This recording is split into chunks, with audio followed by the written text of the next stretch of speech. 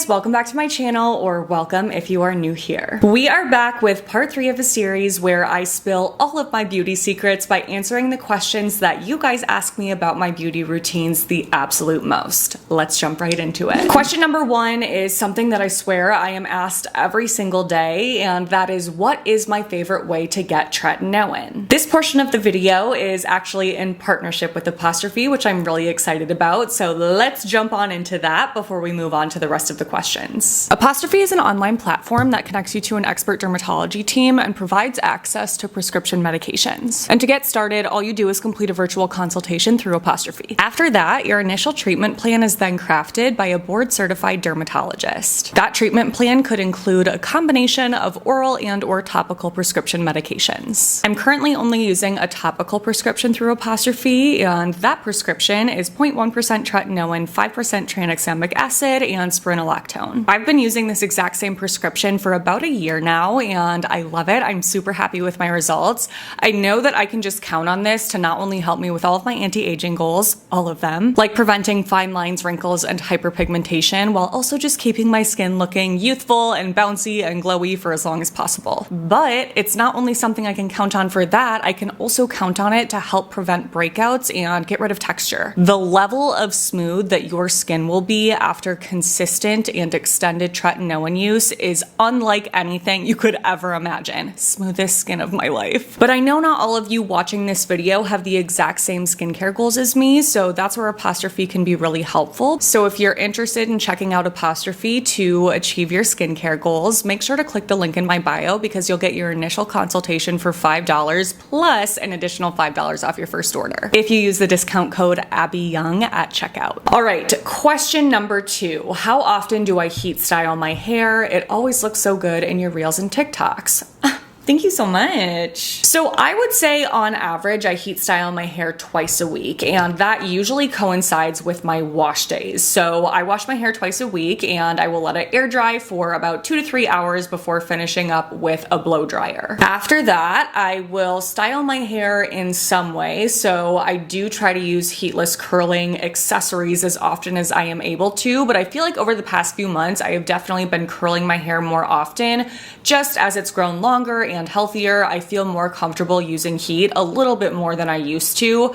I went through a phase for probably like, I don't know, a year and a half where I was really minimizing heat, rarely using it. Is that true? I mean, it's true. I obviously used heat, but I'm just trying to think back. I can't remember exactly how often I used it, but I know for sure it was less than I'm using it now. I wasn't curling my hair twice a week. I really was relying on heatless curls or like waves, overnight styles. Anyway, so now that my hair is in a much better place, I do feel more comfortable using heat a little bit more frequently, but nothing crazy, of course. So I try to not use heat more than twice a week. I do sometimes have weeks where I feel like I just have where I feel like I have a lot of important videos to film where I really need to look polished and I need everything to look, you know, just how I want it to look. I want my hair to look fresh. And I swear it's always on the days when I have an important video to film that my heatless curls just like decide to not work, and I'll take it out and something went wrong and it just didn't turn out. So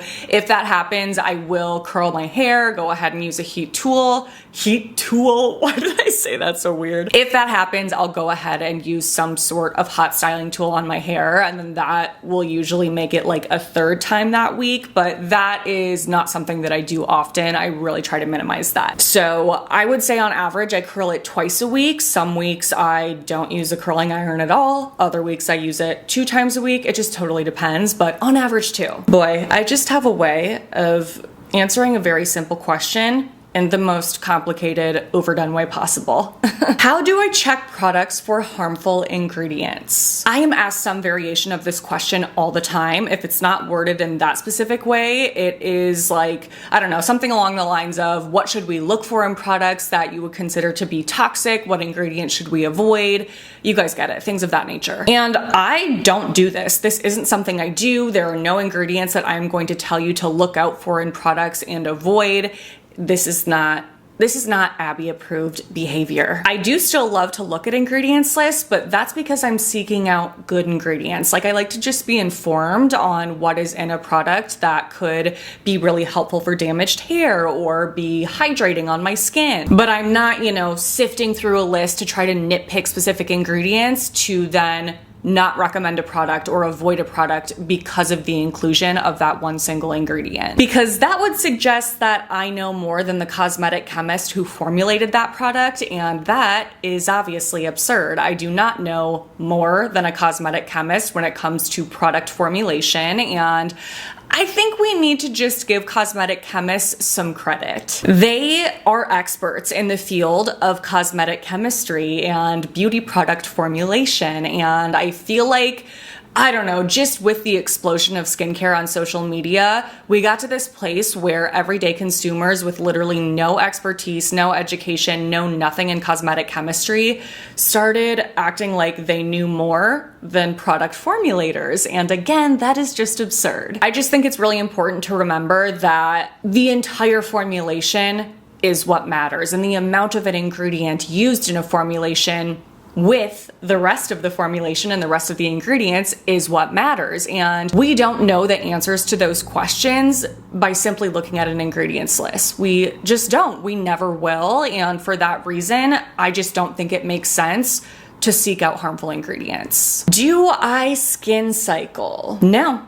Not a skin cycler. Never have been. Never will be. Well, I guess I kind of technically was back in the day at the start of my Tret journey. If you're not familiar with skin cycling, it is a skincare trend that was popularized by a dermatologist named Dr. Whitney Bowe. And it essentially consists of alternating skincare products on different days in order to get the best results. And well, I don't know if that's exactly how she markets skincare cycling. Like, I don't know if, let me just check. Okay, yeah. On her blog or website, it says skin cycling is a strategic customizable program created by Dr. Bowe for cycling through your evening skincare to maximize results while minimizing irritation. And I think that it's an awesome concept for some people, but it's not something that everybody needs to be doing. And that is definitely what people started to think when this trend went so viral on TikTok.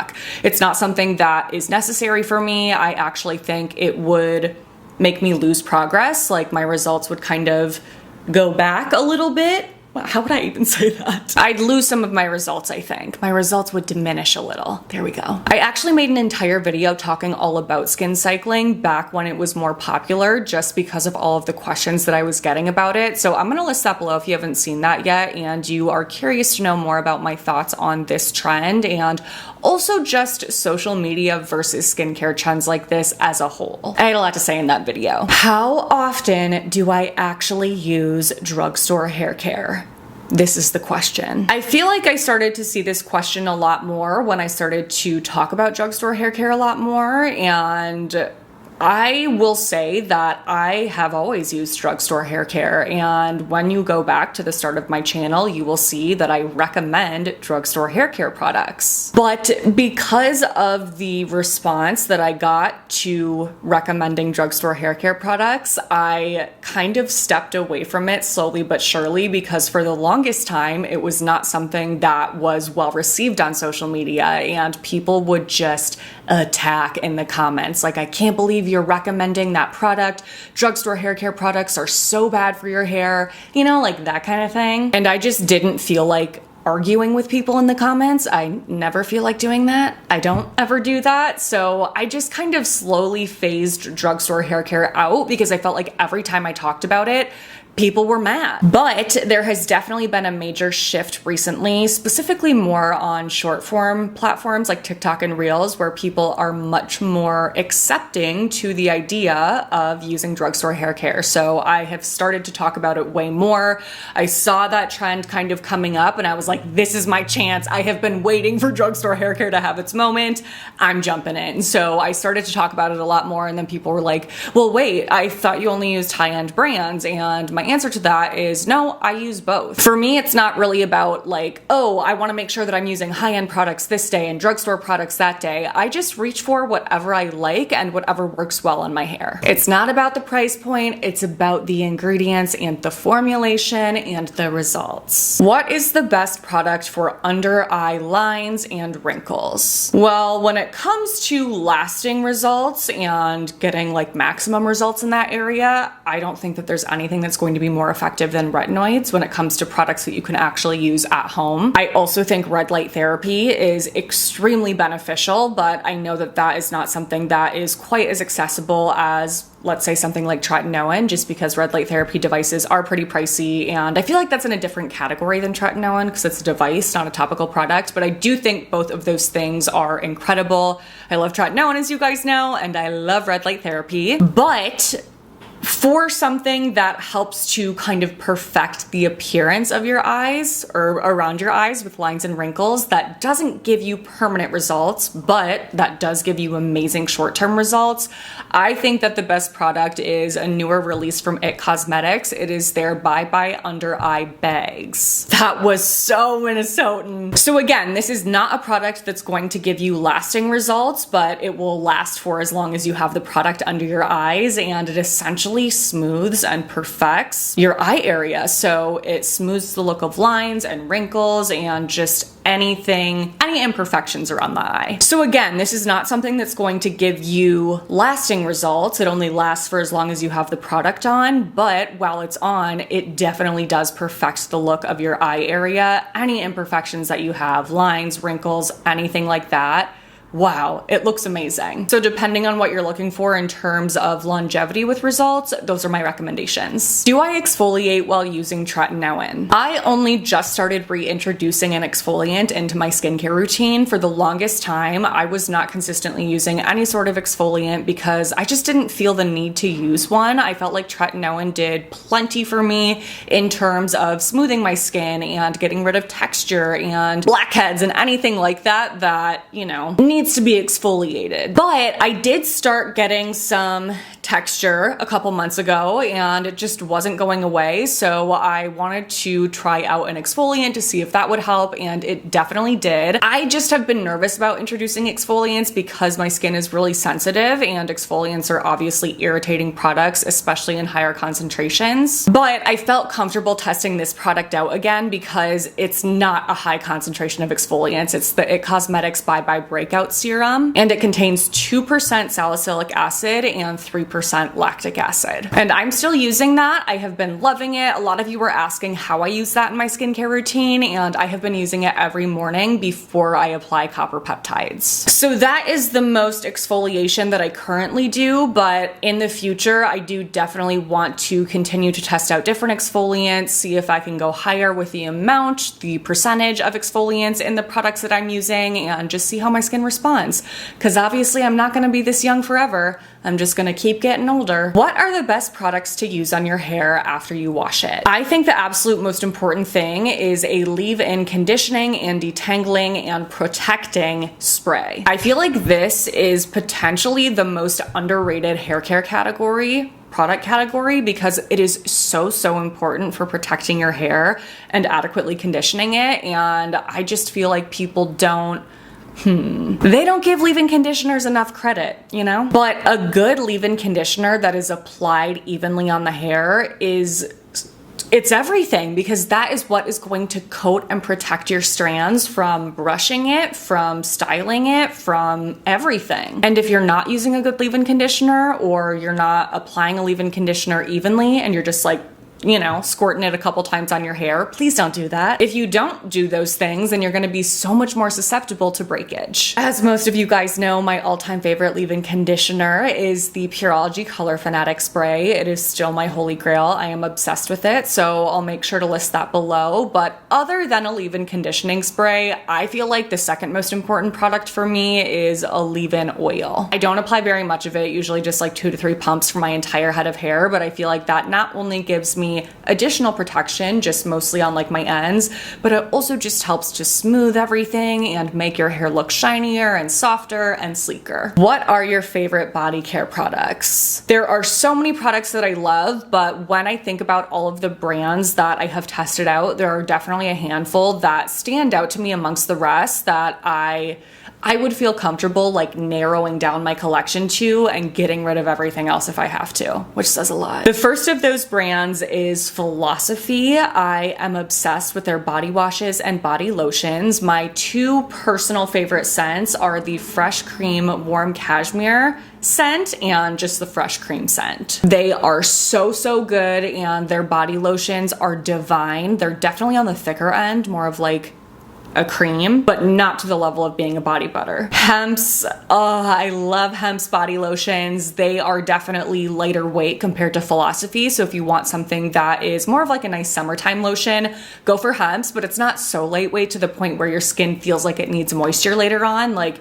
it's just perfect. And they have so many yummy fragrances as well. So love Hemp's for a body lotion. I also love Way. Their fragrances are, oh my gosh, unbelievably good. So I love their body washes. They do have body creams that, I'll be honest, I'm not obsessed with in terms of moisture longevity. Like, it's the type of body moisturizer that I put on and then feel like I need more body moisturizer. But because they smell so amazing, I like to mix them in with fragrance-free body lotions and creams. So for example, the Cetaphil body cream is so good, but fragrance-free, and I want my body cream to have a nice fragrance. So I'll use something like the Way body cream to mix in with it. Sol de Janeiro, I know it's pricey, but it's something that I think is worth a splurge for me because their products just, that is like what I would recommend going for if you want more of a tropical vibe with your products. Oh my gosh. That Boom Boom cream, y'all. It's unlike anything. And then two affordable brands that I love are Saltaire and Tree Hut. I'm not obsessed with all of Tree Hut's fragrances. It's really just their, what's it called? Oh, it's their Tropic Glow range, that body cream or body butter. And then they have a body wash and a shave oil. So good. And last but not least, can we get a lip filler update? Can you talk about what you got done? Yes, so I first went to get lip filler this winter, and I just wanted a little bit more volume on my top lip specifically. I have never had an issue with my bottom lip, but I felt like my top lip was just a little bit too small, and it was never something that I felt self-conscious over, but I am obsessed with lip products so much, and every time I put a new lip product on, I'd always be like, oh, well, that doesn't look how it looked in the pictures because I just don't have juicy lips. So I was like, you know what? I'm gonna get some lip filler then. You know you have a problem when you get lip filler for makeup. So the first time that I went in, the injector used something called Restylane Kiss on me because she said that that is specifically for people that want a more natural result, and she applied it vertically actually in my lips. So usually lip filler is applied like, I don't know, at an angle, horizontally, but she applied it vertically because that is supposed to help your upper lip lift. And I really loved the final result at first. I felt like the amount of volume and lift was perfect. It wasn't too much, and I was really happy with it. But I noticed that I had a lot of little bumps that settled, like at this part of my lip. Cute face. And I was reading up on it. It's super common. I was doing like the lip massages that you're supposed to do, but they just weren't going away fully. And then over time, I felt like all of the lip filler disappeared. Like, it just went away so quickly, and it's supposed to last much longer than that. So I recently went back, this was probably a few weeks ago now, and just told her my concerns and kind of what I was hoping for. And she said that doing that like vertical, I don't know, application process in order to get your top lip to lift is what creates those little bumps, and there's not anything you can do about it. And I just didn't really know that ahead of time, or I probably wouldn't have gone that route. I would have asked for something else. So the second time around, we tried something different. I don't know exactly which kind of Juvederm it was, but it was Juvederm. I want to say it was Volbella or maybe Velour. And then in order to prevent the filler from settling in those kind of like bumps, she didn't apply it vertically this time. She just went like the traditional lip filler route. So that Oh, I'll make a normal face so you can see. So that is what I have done most recently and what is going on with my lips here. And I'm much happier with the results because, yeah, I don't want bumpy lips. So I would say if you're somebody that really wants to get lip filler but has maybe, you know, been hesitant because you're nervous about it looking overdone or, you know, like having just the huge Instagram lip look, if that's not something that you want, I would just make sure to communicate that really well with your injector and be like, can we start out with just a little bit and then add more, you know, as we go, versus having huge voluminous lips right away, because then, I mean, you can get them dissolved, but I've heard that that really hurts. And at least with my injector, I'm sure this is the case with most injectors, during the process, she was asking me like, okay, what do you think? Do you want more here? Do you want more there? She was really, really specific and precise with how she was applying everything and wanted my feedback throughout. So make sure that, yeah, you have a great injector and you'll be good to go. All right, you guys, that's it for today's video. Those are all the questions I wanted to answer about my beauty routines and products I use and my beauty secrets. I really hope you enjoyed this and found it helpful. Make sure that you're following me on Instagram, because that is where I will post question boxes to get your guys' questions, and then I document everything from there. It's just easier for me to keep track of things when I post it in that way versus just like scattered comments across different platforms. So if you have a question that you are dying to have answered for part 4, make sure to follow me on Instagram so you can submit it there. Otherwise, if you enjoyed the video and would like to see more, don't forget to give this one a thumbs up, subscribe to my channel if you haven't already, click on that notification bell, and send my channel to a friend. Thank you so much for doing those things. Your support means the world. Thank you for watching my videos. I love the freaking heck out of you guys. Make sure to stay tuned for my next one because that will be up in a few days. But until then, I hope you have a great few days.